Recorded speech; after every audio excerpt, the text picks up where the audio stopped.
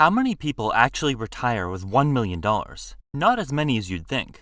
You might think everyone is inching towards seven figures by the time they hit retirement, but the reality is very, very different. Contrary to what the naysayers say, $1 million is still a lot of money, and the people who retire with that much are few and far between. In fact, only a tiny fraction of households actually reach this milestone. Let's unpack who gets there, why so few get there, and why it's still a big deal. Most people get this wrong, but once you see it, it will all make sense. Let's clarify what we mean by retiring with $1 million.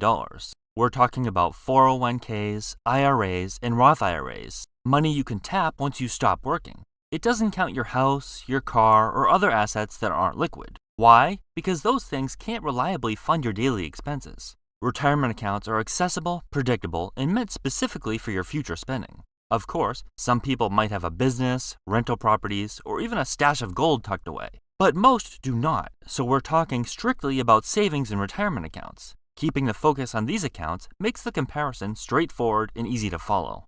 So only about 3.2% of retired households in the US have $1 million or more in retirement accounts. That's about 3 out of every 100 households. And it's important to note that this is not individuals. Married couples combine their accounts into one household total. So if one spouse has $600,000 and the other has $400,000, that household counts as reaching the milestone. If you're single, it's just your accounts. This information comes from the Federal Reserve Survey of Consumer Finances, which is one of the most trusted sources on household wealth in the United States. But if you don't think having $1 million is significant, take a look at what the typical household has.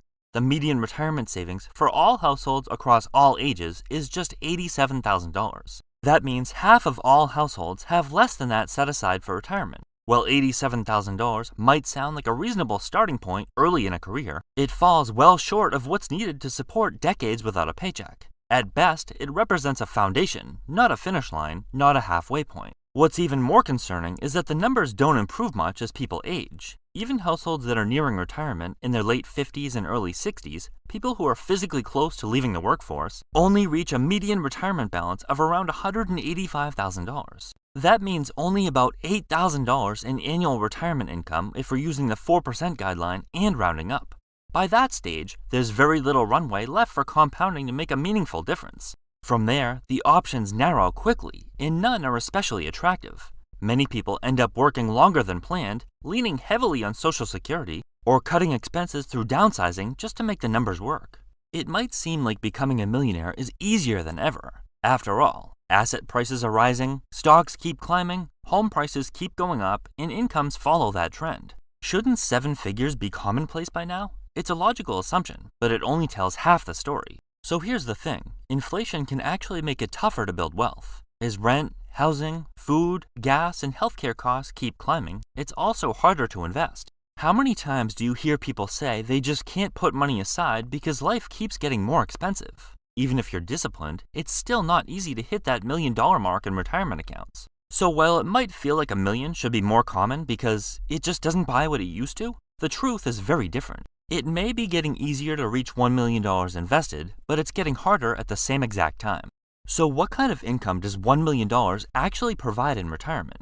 Using the 4% withdrawal guideline, a $1 million portfolio can generate about $40,000 per year before taxes, with annual adjustments for inflation. On its own, that might not seem like much, but here's where things get interesting in a good way.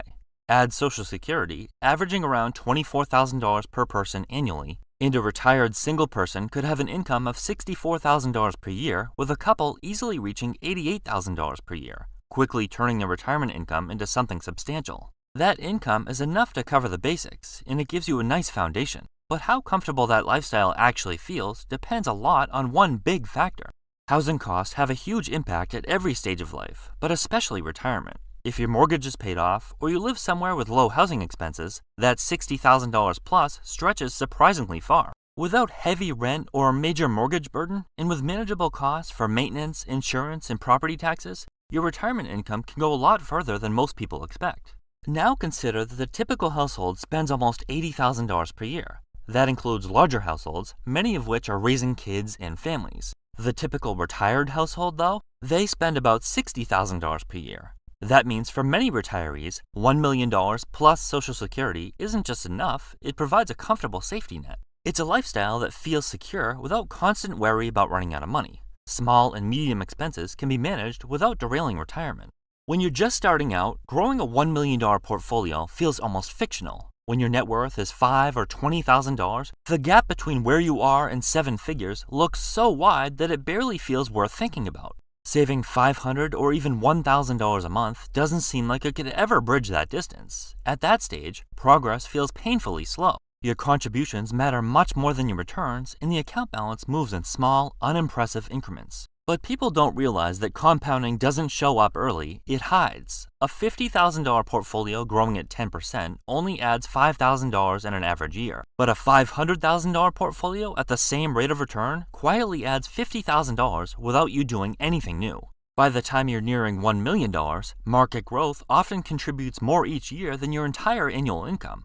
The math hasn't changed, the base has. So the milestone can feel sudden in hindsight, but it isn't the result of one lucky year or one perfect investment. It's the accumulation of consistent contributions layered on top of time. The early years build momentum, the middle years feel repetitive and unexciting, and the later years are where compounding finally becomes visible. $1 million isn't insurmountable, it's what happens when patience outlasts doubt and the compounding curve is given enough time to bend in your favor. With that in mind, $1 million in retirement isn't about luxury, it's about time, freedom, and security. It means having enough to cover everyday needs without constantly worrying about money, giving you the freedom to choose how you spend your days, whether that's traveling, pursuing hobbies, volunteering, or simply enjoying more downtime. It's the confidence that unexpected expenses, a car repair, a medical bill, or home maintenance, won't derail your plans. In short, it's not about living extravagantly, it's about having control of your life and peace of mind knowing you can live comfortably on your own terms. So if you're part of the $1 Million Club, you might shrug it off, saying $1 million doesn't buy as much as it used to. But let's be honest, it's still a big achievement. Reaching seven figures usually means you consistently saved $500 or $1,500 a month for years, resisted the temptation to buy expensive cars or designer clothes, and continued investing even when the markets were crashing. It sometimes involved late nights tracking budgets, cutting back on dining out, negotiating raises, and working on side hustles to increase your income. It means watching your portfolio grow slowly while friends spend freely, and staying the course instead of panicking when stocks dip 20 or 30% in a single year. It's not that you wouldn't rather spend 2 months of contributions on a weekend away, but you resisted the temptation knowing it would reward you many times over down the road. Hitting this milestone also requires self-reflection. You have to learn to delay gratification, ignore social pressure to keep up, and define success for yourself instead of measuring it against everyone else. The reality is that $1 million is more than just a number on a screen, it's the sum of hundreds of smart choices, small sacrifices, and disciplined habits that compound over several decades or more. And that's why only 3 out of 100 people actually have that saved by the time they retire.